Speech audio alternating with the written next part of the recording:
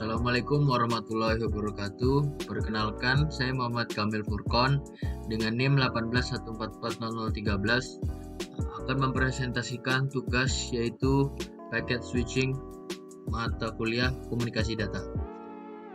Nah, yang pertama, saya akan menjelaskan apakah itu packet switching. Packet switching adalah metode komunikasi jaringan digital yang ditransmisikan kelompok semua data terlepas dari konten, tipe struktur, atau menjadi blok-blok berukuran yang sesuai yang disebut paket. Nah, fitur-fitur switching paket, pengiriman yang variable bit rate data stream atau urutan paketnya melalui jaringan bersama. Ketika melintasi adapter jaringan, switch, router dan lainnya, not jaringan, paket buffer, dan antri, mengakibatkan keterlambatan variabel dan throughput yang tergantung pada beban lalu lintas dalam jaringan. Itu adalah penjelasan dari paket switching. Kemudian ada beberapa alasan mengapa paket switching dipilih dibandingkan circuit switching. Yang pertama yaitu pada waktu koneksi data, sebagian besar waktu user atau host berada pada status idle, sehingga tidak efisien menggunakan circuit switching. Nah, itu benar banget. Pada circuit switching koneksi data dilakukan dalam rate data yang sama antara dua simpul yang terhubung. Pada paket switching rate, data antara satu simpul dengan simpul yang lain tidak harus sama. Efisiensi pemakaian jalur lebih besar jika menggunakan paket switching, karena paket dilewatkan sendiri-sendiri melalui rute pada jalur yang kosong tanpa menunggu giliran pada jalur yang sama. Pada circuit switching, jika jalur penuh, data berikutnya di blocking. Pada paket switching, data berikutnya menunggu antrian. Nah, ini nih jadi tuh yang tadi jelaskan keunggulan kenapakah orang-orang lebih memilih menggunakan paket switching daripada circuit switching. Kemudian prinsip kerja dari paket switching. Nah, yang pertama yaitu data yang akan ditransmisikan dari asal ke tujuan dilengkapi dengan informasi kontrol berupa header, alamatnya itu ya. Nah, yang kedua, bila panjang data melebihi ukuran maksimal, akan dipotong-potong menjadi paket-paket. Masing-masing paket dilengkapi dengan header yang sama. Nah, jadi kontrolnya itu sama. Ketiga, header berisikan alamat tujuan serta fungsi-fungsi kontrol yang lain, seperti yang saya sudah jelaskan tadi.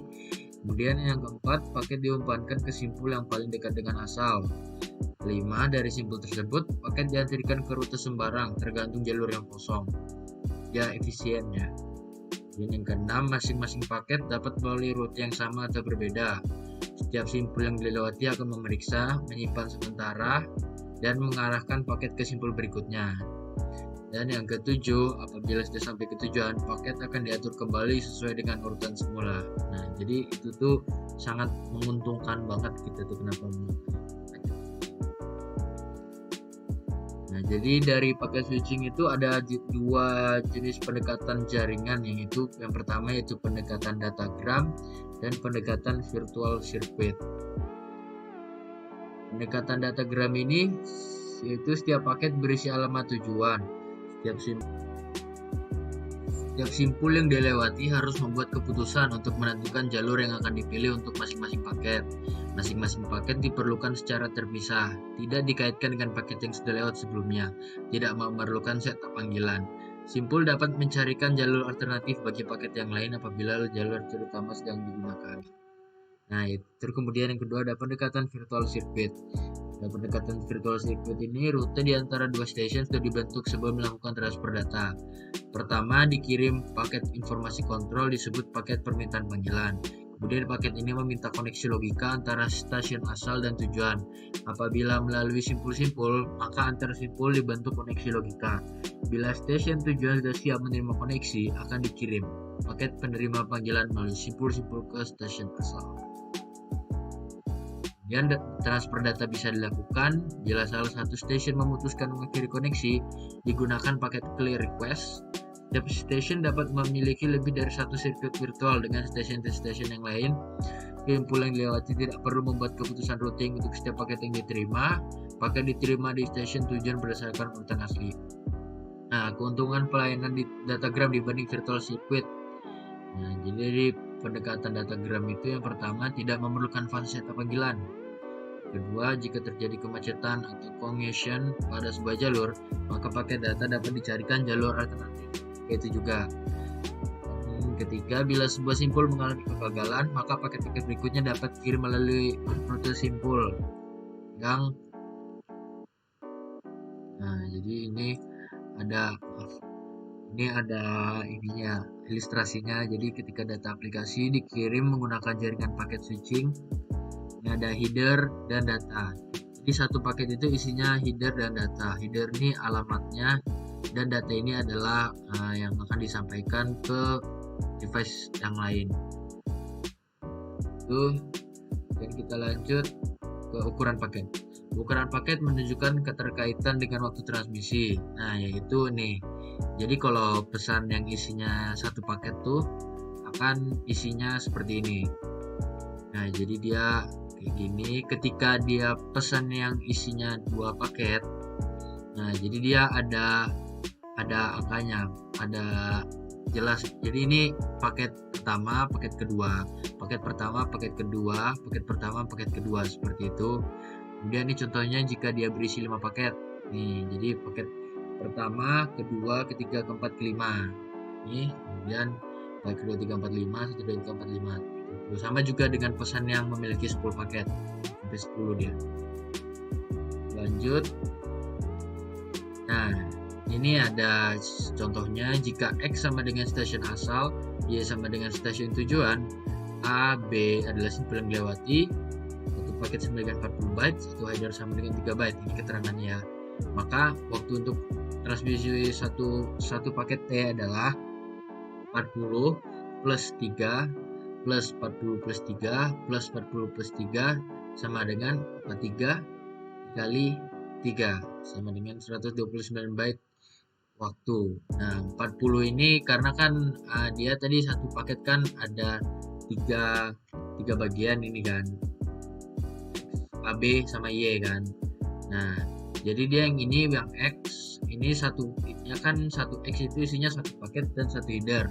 Jadi 40 plus 3, terus yang AB ini yang di tengah tadi ini AB dia juga 40 plus 3 dan Y-nya 40 plus 3. Maka dibutuhkan waktu transmisi untuk satu paket itu 129 byte.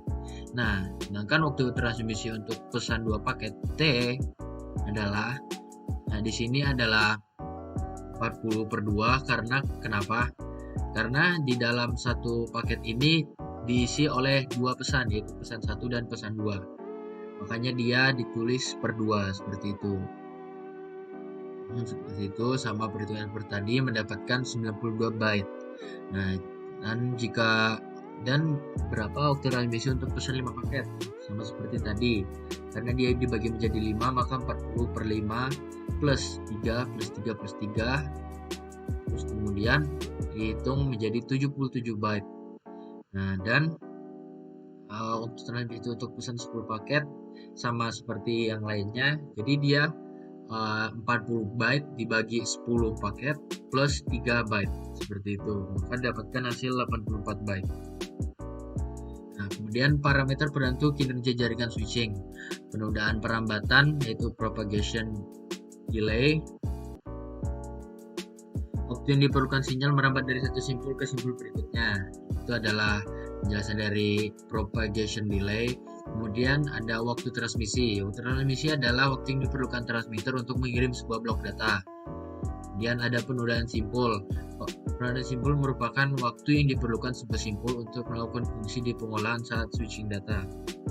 Kita lanjut ke dalam ini. Nah, circuit switching. Di sini ada yang pertama ada circuit switching. Nah, yang pertama itu sinyal permintaan panggilan itu seperti ini.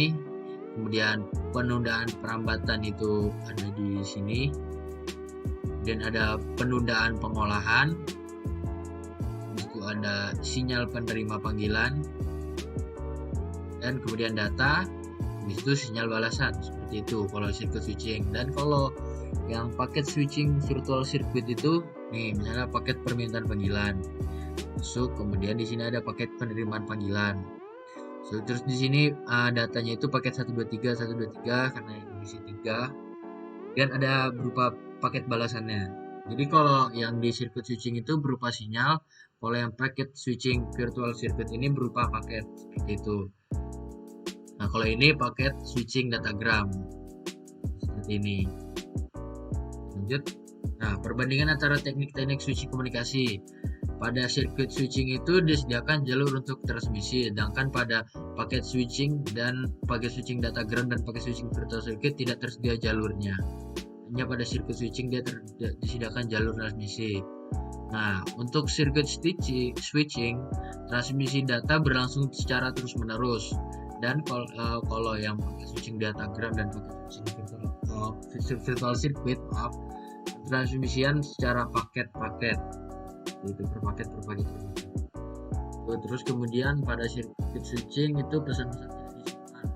Nah, pada paket switching datagram dan paket switching virtual account, paket dapat disimpan sampai saatnya dikirim. Nah, itu keunggulannya. Kemudian sirkuit switching berikutnya, jalur ditetapkan untuk seluruh percakapan. Nah, pada paket switching datagram, dia rute ditetapkan untuk masing-masing paket, sama seperti yang paket switching virtual circuit. Dan pada yang sirkuit switching, sinyal sibuk bila pihak yang dipanggil sedang sibuk. Nah, pada paket switching datagram, maka dia pengirim sinyal sibuknya dari pengirim diberitahu bila paket tidak terkirim, seperti itu. Nah, kalau di virtual circuit, dia pengirim diberitahu bila ada penolakan koneksi. Jadi memiliki persepsi yang berbeda-beda di sini. Dan ada kemudian selanjutnya di sirkuit switching itu bandwidth tertentu. Sedangkan untuk paket switching datagram dia penggunaan bandwidthnya secara dinamis, sama kayak yang di virtual circuit. Kemudian yang di sirkuit switching tidak ada bit overhead header setelah panggilan. Nah, karena dia kan sirkuit switching ini yaitu menggunakan jaringan seperti itu.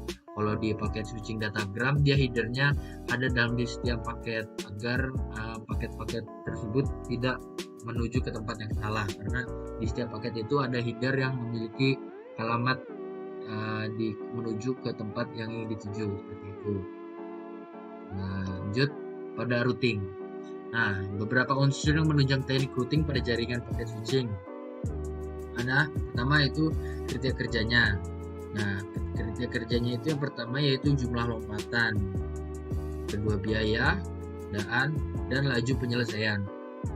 Nah, jadi ini unsur yang menunjang kriteria kerja dari teknik routing. Dan ada juga yang berpengaruh itu keputusan waktu. Nah, pada keputusan waktu itu yang berpengaruh paket itu untuk datagram dan sesi untuk virtual circuit. Nah, keputusan tempat juga setiap simpul distribusikan, simpul pusat, simpul awal. Nah, kemudian keputusan tempat ini yang tadi, dan sumber informasi jaringan.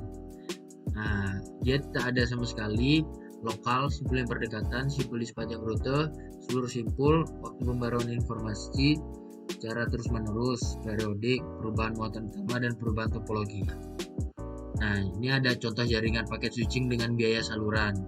Nah, jadi dia ini dari yang 1 dia menuju 4, 1 menuju 2, dan 2 menuju 3, terus 3 ke 5 dia jadi dia half duplex seperti itu, full duplex, duplex seperti itu. Lanjut ke strategi routing. Nah, pada strategi routing ini yang pertama ada fixed routing. Pada fixed routing itu yaitu sebuah rute tunggal dan permanen dibentuk untuk setiap pasangan sumber tujuan yang berisi nomor simpul-simpul yang akan dilewati rute tersebut. Rutenya sudah pasti dan hanya berubah jika ada perubahan topologi jaringan. Flooding atau kebanjiran. Nah, ada flooding itu sebuah paket dikirim oleh sumber kepada setiap simpul yang berdekatan. Pada masing-masing simpul, paket yang datang tersebut dalam fotokopinya itu ditransmisikan pada sebuah jalur keluar, kecuali untuk jalur di mana paket tersebut tiba. Begitu seterusnya sampai tiba di simpul tujuan. Simpul tujuan hanya mengambil satu kopi paket, yang lainnya dibuang. Dan sekian presentasi dari saya, kurang lebihnya mohon maaf. Wassalamualaikum warahmatullahi wabarakatuh.